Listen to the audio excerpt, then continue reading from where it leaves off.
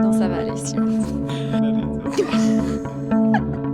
Alors, Simon, t'es un buveur réfléchi. Quand t'as envie d'une bonne bière ou d'un bon verre de vin, qu'est-ce que tu fais en fait dans ces moments-là? En fait, il y a tellement une belle sélection maintenant de bières et de vins sans alcool que je vais satisfaire ce désir-là par justement une bonne bière ou un bon vin sans alcool. Donc, mon frigo est rempli en fait d'une grande sélection de produits sans alcool.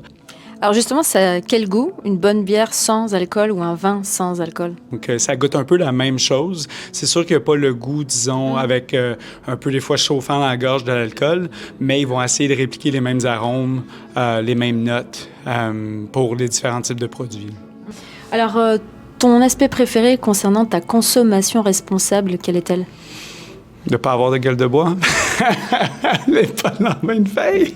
Ce serait quoi les 3 conseils que tu devrais donner aux gens?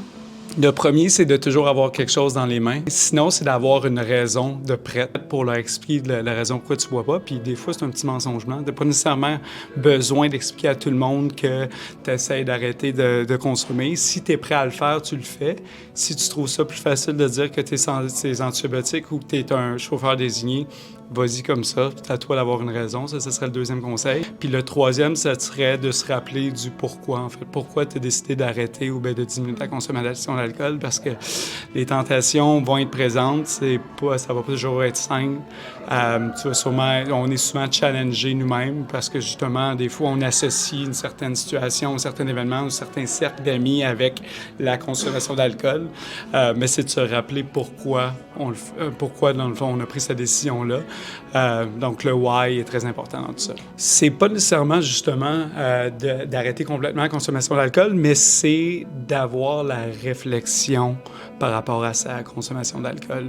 Puis, de se mettre dans cet état d'esprit-là où tu te poses des questions à savoir est-ce que là, c'est un bon moment pour consommer de l'alcool ou pas. Donc, c'est d'avoir toujours en tête, justement, la raison pour laquelle tu bois. Puis, ça serait un peu ça, le mindful drinking. C'est un état d'esprit. Merci Simon. Merci à toi.